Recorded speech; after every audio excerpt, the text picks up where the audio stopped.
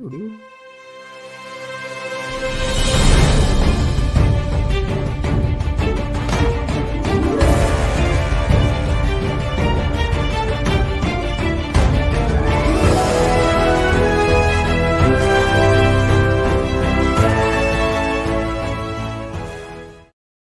everyone, and welcome to another spoiler review episode of The Mandalorian, Season 2, Episode 2, The Passenger. We're getting into it here. I am one of your hosts on the Geek Buddies. I am Jon Rocha. I am Michael Vogel. And this is Shannon McClung. Do we have to do the thing before the review? We don't have to. Okay, other than the main show, we just always have. Okay, and it doesn't seem like what you're doing is a conscious choice. You just live your life, man. You do what you want to do. Hey, man. I'm just eating frog eggs over here, man. I'm just living my life, dog. That's just like your opinion, man.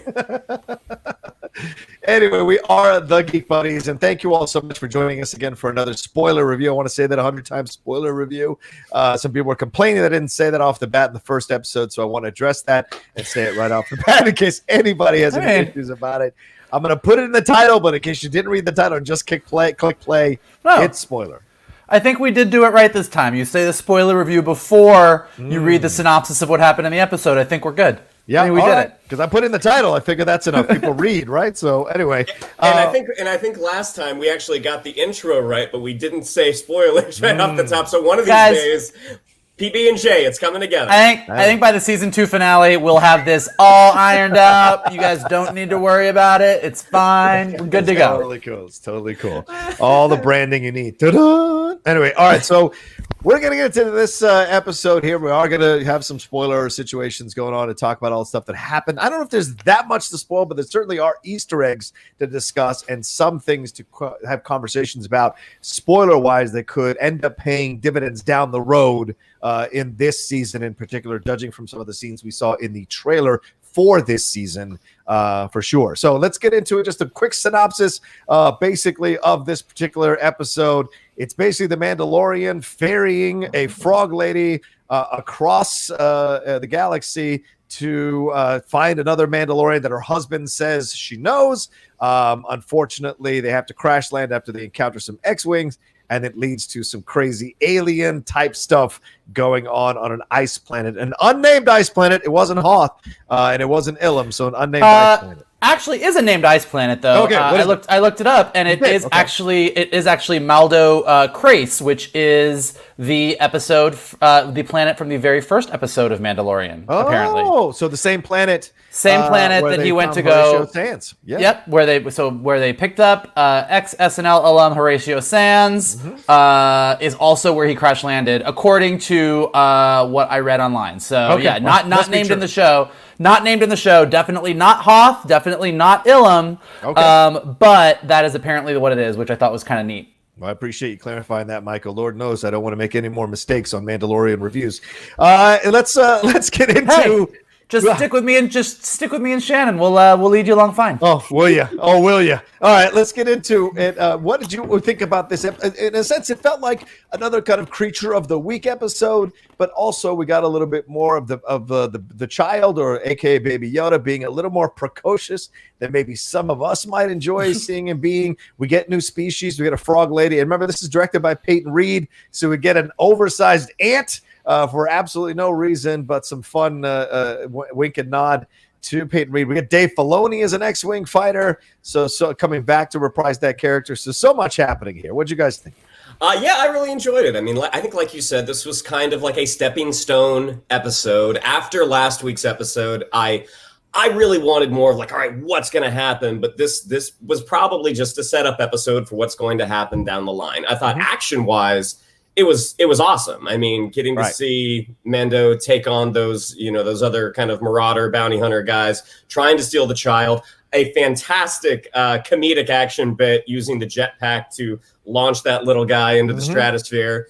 And I thought we had a really fun chase. I mean, somewhat reminiscent of the Death Star, that you've got the Razor Crest with 2 X-wings going down into those trenches. And yeah, I mean, overall, I thought it was a lot of fun. I think story-wise, I think we all would have liked a little bit more progression. Yeah. But it's it's a season. They're telling a season-long story. Michael, Shannon brings up a good point. We didn't return to the possible Boba. I know I'm one of the few people who are not sure that it's Boba.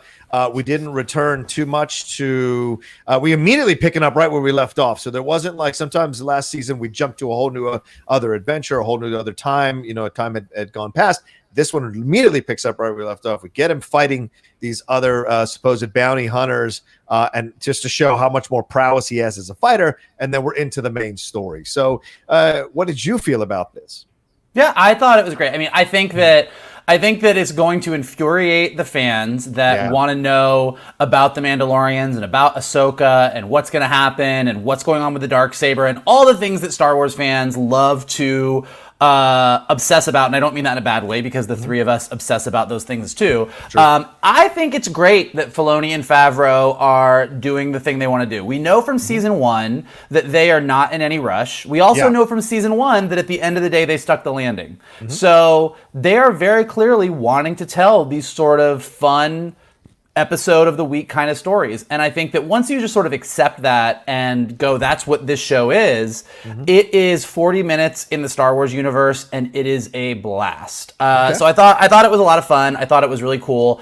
I think, tons of really great Easter eggs that we can go through and talk about. But like you said, we open up with the bounty hunters, so we know that people are still hunting the child, that is still a thing that's out there in the universe that exists. We are a little bit more serialized, like Johnny said, as far as like we are picking up right where we left off, and as opposed to last season where he just randomly was on a new planet week to week or on a new mission. We know exactly why he's going to this planet, what his thing is, like the sort of the thread of finding more Mandalorians is still very much present. And actually what I thought was neat is kind of the one episode last season that didn't get a big payoff in the season finale, which was the prisoner episode, really synced up a lot in this episode, not just with the fact that the X-Wing fighters kind of found him and recognized the Razor Crest from that prison break, where Dave Filoni showed up at the end of the episode as, what's his name? Trapper Wolf. Wolf Trapper. Is it Trapper Wolf or Wolf Trapper? I think it's Trapper Wolf. It might be Trapper Wolf. Which is just a great fucking name.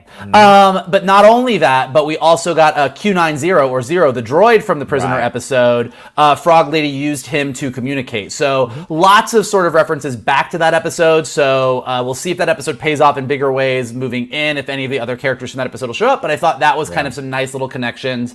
And it just shows that, Favreau and Filoni and their team are not like flying blind. They're not doing random episodes of the week because they don't have a plan. Like they've clearly got a plan. Everything is weaving together really nicely, maybe just not as quickly as everybody wants. And then who doesn't want to see Baby Yoda, Frog Lady, and Mando versus an alien queen and her alien babies? I mean, definitely a lot of alien vibes in the episode. The unnamed aliens very much look like some Rolf McQuarrie concept art from Empire Strikes Back, which also inspired Dave Filoni to create the Krykna in Star Wars Rebels that kind of terrorized Kanan and the crew of the Ghost pretty much in exactly the same way that they terrorized Mando and the gang this week. So lots of Star Wars goodness. I was super into it. I had a blast. Yeah, you're absolutely right. The art is from Ralph McQuarrie in Empire Strikes Back. It's a Spider Queen was depicted laying eggs on Dagobah as Luke Skywalker looked on. It was known as the knobby white spider. Didn't actually make it into the movie, but it did eventually appear in Legends, apparently, in the novel Darksaber by Kevin J. Anderson. Kind of interesting to see that crossover, considering we saw Darksaber in the season finale last year for season 1. So very interesting stuff going on there. Yeah, you got an Alien and Aliens vibe from watching this as well. There's a little bit of Blade Runner vibe to me as well. The way he's looking, the way the eggs are moving up and down is very similar to what you see when Roy Batty is down there looking at where the eyes are are in that frozen room there in Blade Runner. So a lot of sci-fi references, but I was really surprised by Peyton Reed dialing into the horror as well as he did. We haven't really seen him do much horror as a director. And Favreau, I don't think Favreau has any experience. Anything on his resume that necessarily would lean its way towards horror. But I think they did a great job with these horror elements within Star Wars, showing yet another color of what is possible in Star Wars with the characters that we see here on a show like The Mandalorian. Yeah, I think, you know what I thought, halfway through this episode, just along those lines, and I think that this is what has made me enjoy the ride on Mandalorian so much is my experience with Star Wars growing up was loving the movies, obviously, but then every kid in the world getting the toys and setting the toys up and having your own Star Wars adventures. And it just feels each week like these guys are just getting to set up the coolest toys in the world and giving us the coolest Star Wars adventure.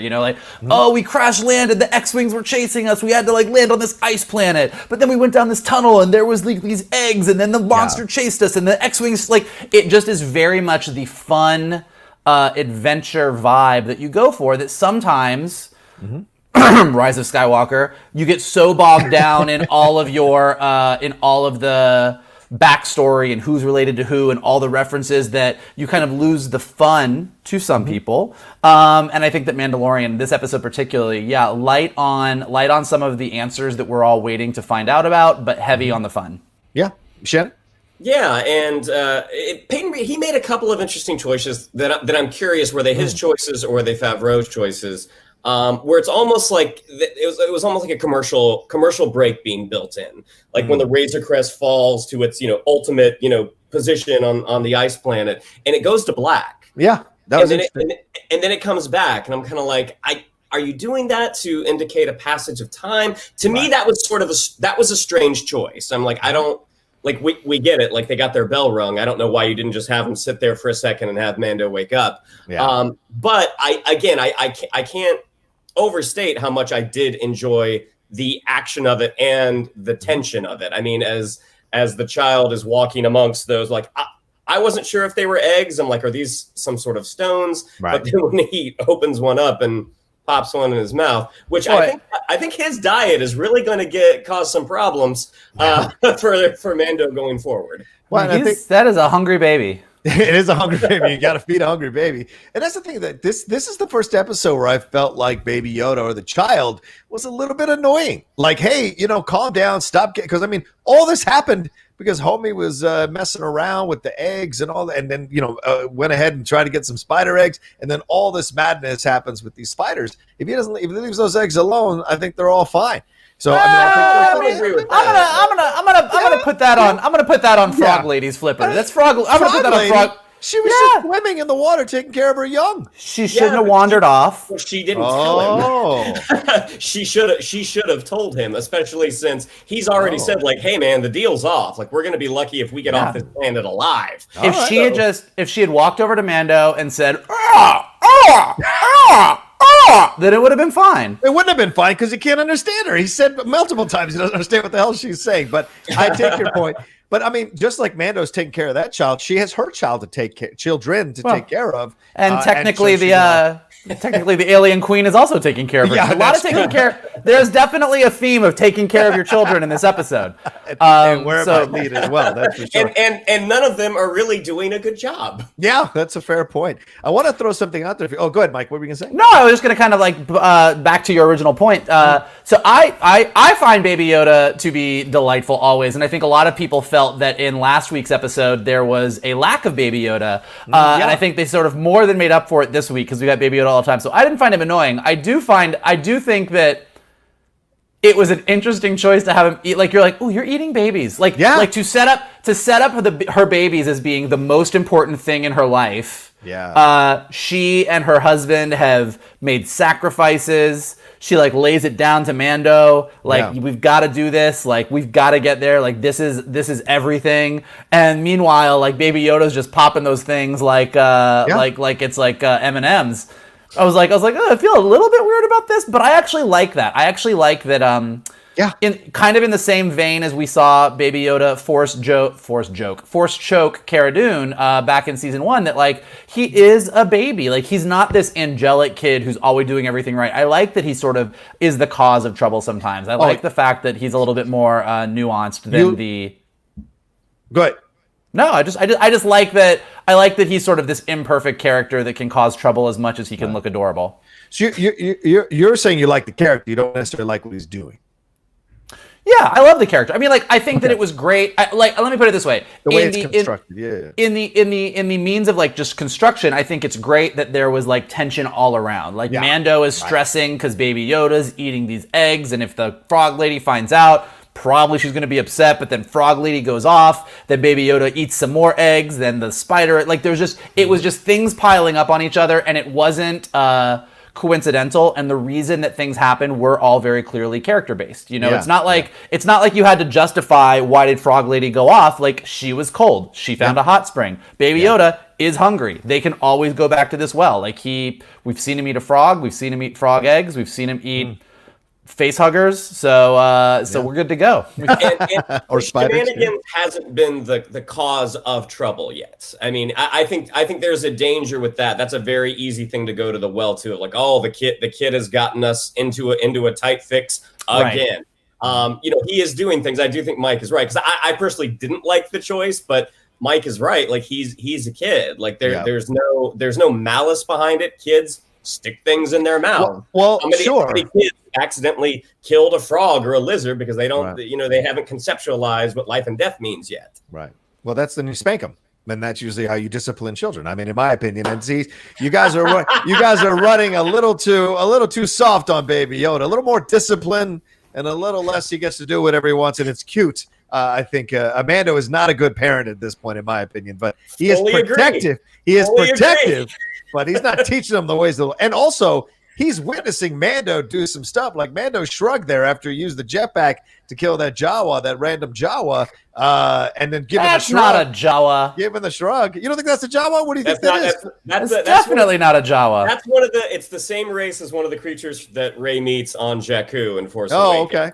All right. I don't. Well, he was bargaining with him like a Jawa, so in my mind, I thought it was a Jawa, and the sound that it was making sounded very similar to a Jawa. But it was actually speaking Huttese, which is the language of the Hutts. Well, that's a good reference you make here. This is interesting because we're now seeing that reference of the Huttese. Does this mean are we prefacing the possibility of a Hutt coming forward in the Mandalorian at some point in one of his exploits? I would love to see it. What do you guys think? I would. I always love seeing the Hutts. I think they're super funny and weird and interesting. I don't know that we're setting up seeing the Hutts. I think that most people or aliens or creatures that work within the underworld, I kind of get the vibe that Huttese is kind of the language that most of them use, because the Huttese kind of run the underworld. Right. And having, although Jabba has been out of commission for at least 5 years, like, these guys at the beginning, clearly bounty hunters, clearly underworld guys. It's also the reason that Mando can probably speak Huttese. But like, all that being said, if these guys want to go full Hutt, like, we got to go deal with the Hutts, I would be thrilled, because even is it Zero, or like what the one Hutt that they introduced first in Clone Wars? The knucklehead. Yeah, the knucklehead. Yeah. He with his sort of like gay Southern drawl, I was like, oh, what is this gonna be? But they even actually turned him into an interesting character. Like, the Hutts in Clone Wars are fascinating to me, so I'd be super down for it. Yeah. All right. By the end, they escape these spiders. They're saved by the two Rebel X-wing fighters there. What do they call now? The New Republic now at this stage? Yeah, where are they they're the right New now? Republic. So the New Republic X-wing fighters there. And of course, that's the gentleman. What's that show? Kim's Convenience? Is that what he's from? Is that the show? Yeah, Paul Sun-Hyun Lee. Yeah, Paul Sun-Hyun Lee. Yeah. Plays let's see, Captain Carson Teva. Yeah, Teva. Yeah. Which I'm really glad they got an actor this time versus when all three directors hopped into the X-Wings in the first season. Yeah, that was kind of rough, yeah. Give the actor the bulk of the lines. He's gonna do it better. You don't see the actor taking the camera and going, "I'm just going to direct this whole episode." So yeah, I agree. I agree with that. Another Easter egg I want to get you guys' thoughts on, because the timing of this episode coming out with the Lego Star Wars Holiday Special trailer coming out, a trio of the mercenaries that ambush Mando includes a Nikto, which is a race that hails from the planet Kintan, which is also located in Hutt space. Another reference to the possibility of Hutts. And the Niktos first appeared in the Star Wars Holiday Special before making their big screen debut in Return of the Jedi, and of course became more popular in the Clone Wars. So is this like a double thing where they're laying more groundwork about the possibility of Hutts, but also giving you a little wink and a nod to the Star Wars Holiday Special coming out here in the next few days? I don't know if it's necessarily a wink and nod to the holiday special. I think they have X number of alien species that they like to use, and some of them get used again and again. I don't think it's so much a nod. Well, I think also it is. I mean, I think that there are. And Filoni's really good at this on Clone Wars, and I think they're continuing to do this as well. Kind of like what I was saying, like there are a lot of alien species that are tied to, they work in the underworld, they work for the Hutts, they are from Hutt space. And so anytime you're dealing with bounty hunters, anytime you're dealing with that underbelly, like there's a certain group of aliens that you can go to that are your underworld gangster aliens, versus if you are in the core worlds like Coruscant or some of those places, there's going to be aliens that are more native to that. There's aliens that are native to the Outer Rim. So I do think there is sort of like these charts and graphs of like, and I think Filoni probably knows it all by heart at this point and has defined a lot of it. But I think that, that's one of the little things that they do that I think makes Star Wars feel legit, that we might not know. I mean, we do because we're saying them, but a lot of people might not know the name of every alien or where they hail from or wherever. But there is a level of consistency that even if you don't know it, like you can point it all out, it sort of makes it feel more legit than if every week it was just, oh, here's this, let's use a random alien from this episode and like just drop them in. I saw some people getting frustrated that we went back to Mos Eisley in the cantina. Are we not allowed to go back? Have we gone to Mos Eisley too many times? I don't understand the frustration of this. I disagree with that. Okay.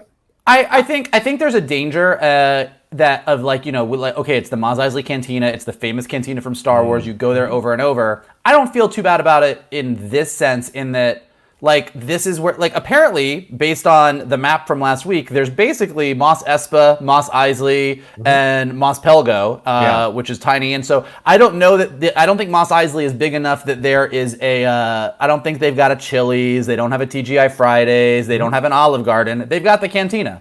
So I kind of like that we go there. And I also like, I think this is from season 1 as well, but I also like that I believe it's K99 or K99, the droid that was from Return of the Jedi, is the bartender at this point, especially because when we were in Mos Eisley in A New Hope, they were very clearly a no droids allowed bar. So I like that, equality has been working on Mos Eisley. The droid rights movement is moving forward. It's working well. So I think that's great. So yeah, I don't mind it. Again, I think that we should use Mos Eisley sparingly. Like if they went back to Mos Eisley two more times in the remaining 6 episodes, at a certain point you'd be like, I don't need to see the cantina anymore. But so far I think it's okay. Yeah. And there was one thing on Mos Eisley that was a fun sort of Easter egg. If any of our listeners have been to Galaxy's Edge, when they're using the pod racing engine to barbecue the dragon meat, they actually have a similar setup on Batu, which is the planet that Galaxy's Edge is found out at Disney, where they have a giant engine that is barbecuing this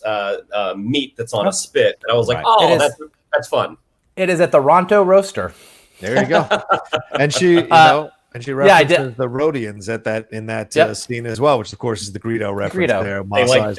They like their meat well done, the Rhodians. And she hates maggots. Make it clear, she hates maggots. I think she's delightful. The more that we see of the more we see of Peli Motto, the more I'm into her as a character. And the fact that she irks Shannon as much as she does is just icing on the cake. I don't understand what she. I think she's great, and she's the much needed humor that you usually see in the animated series come in live action. And so I enjoy seeing her kind of throw the rhythm off a little bit, because it doesn't affect the stakes or the seriousness of the episodes. Lord knows we got into this insane horror sequence with spiders. All I thought of was, why did it have to be spiders? Like snakes? Like I really, as soon as it showed up, I was like, like the scene in the Lord of the Rings with that Galabala, whatever the hell the name of that spider is. Shelob. That's I lose. Although did you just say Globulob? Yeah, because Globulob. I really think that's a great name for a spider. It's as logical as Shelob, I'll tell you that. It's Globulob. Dude, are spiders up there with AI and primates for you? Spiders John? are beyond everything. Spiders are Really? beyond everything. Like even now, just saying the word, I'm rubbing my hands. My mother said this to me the other day. She's like, I saw you rubbing your hands talking about something on the show. And usually it's when I'm rubbing my hands like this is I'm trying to keep my impulse to destroy like the spider things around me. If I see spiders, I immediately take a hammer or a brick or a mallet and just kill this thing, whatever's around me. But it drives Lily nuts because she's a catch and release type person. But we've had occasional spiders here in the house, and I just want to just smash it. And I had a horrible nightmare the other night that one bit me right on my mustache area of my lip, and I just went insane when I woke up. So I just have a thing about spiders. And when it showed up here, this is a lot of new information. I apologize. But it was well done. The suction of the what'd you think of the design? Did you like the way they did that design? The teeth within teeth. That cool thing? Yeah. Kind of referencing a little Star-like situation. What did you guys think of it? Yeah, I was waiting for it to start to rotate to like the tool that a thief uses to take out like a circular section of glass. The design, the effects, everything that they are doing. Again, I think that 2 episodes in, this has been in an effects heavy show. The 2 episodes in are even more effects heavy, and they're fantastic. And I know at the beginning of the first season, especially the speeder bike sequence in episode 5, I was a little like, it's starting to look a little TV budgety. Right. Those concerns are well and gone with this season. Yeah. Okay. All right. Go ahead, Mike.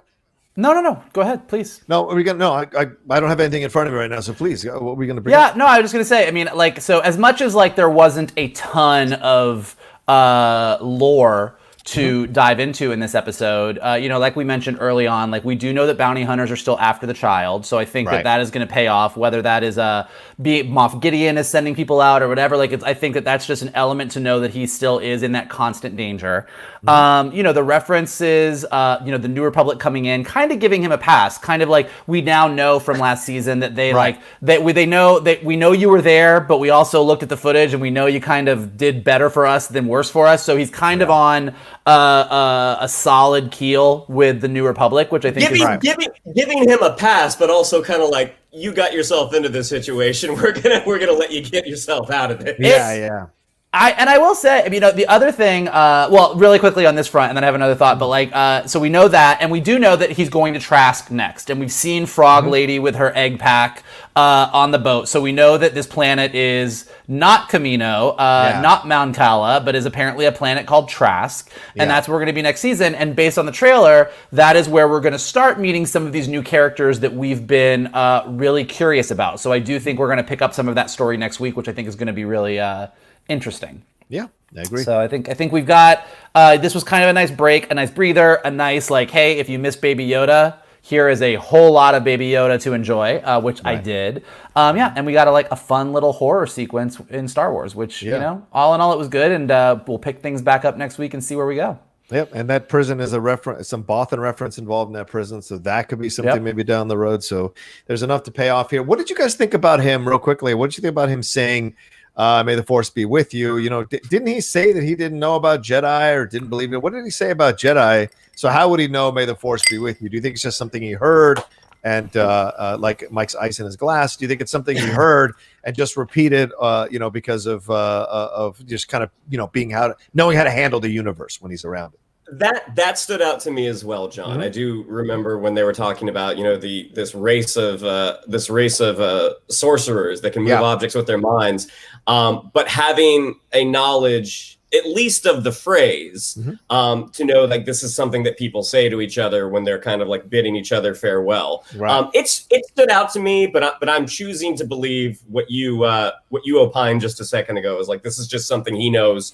He knows to say to folks. He knows how to curry favor with them. Yeah. even in episode 4, where you have Han saying that the Jedi is just a hokey religion or it's all smoke and mirrors, you still, when you get to the rebel base on Yavin, when they all take off to go fight the Death Star, you still get a "May the Force be with you." So I do kind of feel like this might just be a thing that people say. That being said, that's just my conjecture. That's kind of my excuse for why he might know it. Yeah. What I hope, and maybe it won't be, and maybe this will just be one of those unanswered things, although I'm sure Filoni will come out and explain his thinking behind it on some point. I actually would love it.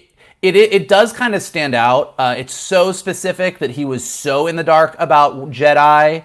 We do know that we are going to get one of our favorite Jedi / non-Jedi coming up soon at some point. Yeah. That if that did pay off, that the idea of he's like, well, I didn't even know what the Force was. I thought that was just something people said. Like if we do get that in later episodes, and the reason they dropped it in here was so that they could kind of have him be like, oh, is that what that is? Like, is that what he's doing? I had no idea that's what Force meant. I thought that was just like saying, peace be with you. Like, I don't know. Yeah. And if they do pay that off, I think that'll be really, really cool, actually. Yeah.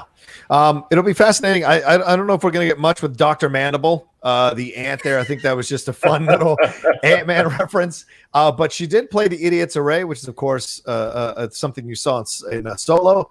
They're playing Sabak, and so does that have something to do with something? I don't know. I don't think it has anything. I think it's just a reference. I'll just tell you what. I want somebody to explain to me how to play Sabak. Like, I love it. I love the cards. I think they look cool. I know that somebody somewhere out in the universe, I'm sure that if I just Googled this, I could look it up. I am not a poker guy. I don't really like playing cards. I would get a Sabak deck and I would play it. I need to know how. I want to lay the Idiot's Array down and be like, boom. Yeah. Give me the Falcon. Yeah. They absolutely have to have those card sets, right? I mean, I think so. Of course, I would have to think so. One thing I wanted to add was just what the show has been so successful at doing, and I think so vital for fans is you hear these announcements of certain characters coming back, like Ahsoka, like Bo-Katan, and your mind, you're able to start just theorizing about what's going to happen, and I think it just gets us excited. You hear about this new Mandalorian covert that he's trying to find. Is Bo-Katan part of that?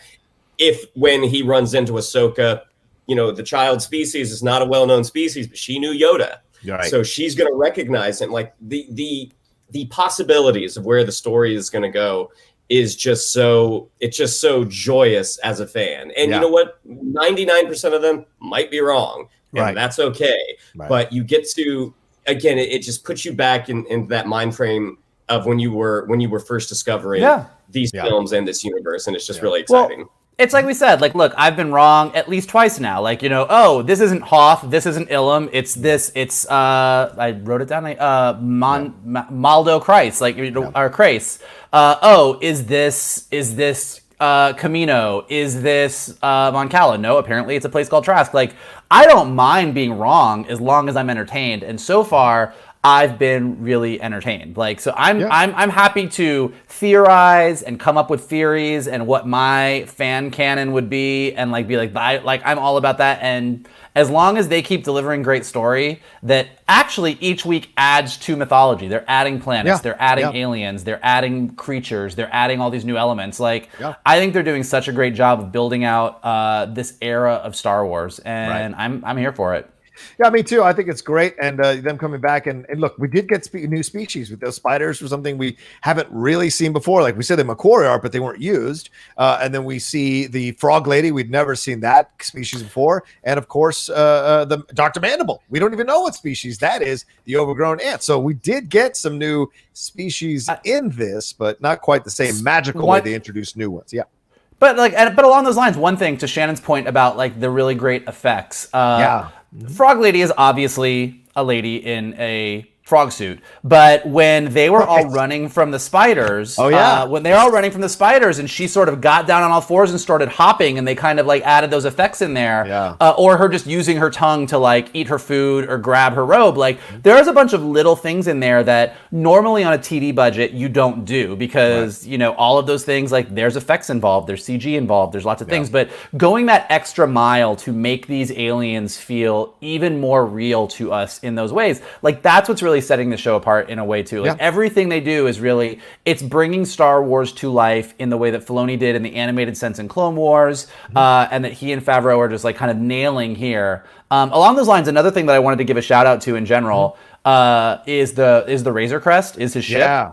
The ship's I, having worked in the toy industry for a few years, every time you ever create an action show, every time you ever have any action series that you're doing, any movie that's coming out, toy companies will always say, what is our Millennium Falcon? There's two, the Millennium Falcon or the Batmobile are apparently the two highest selling vehicles in toy history of all time. Wow. And they're always like, how do we make them? We need our Millennium Falcon. We need our Millennium Falcon. And one of the keys that they all, not this is speaking broadly of toy people, but toy people always want their ship or their vehicle or whatever to be the coolest vehicle ever.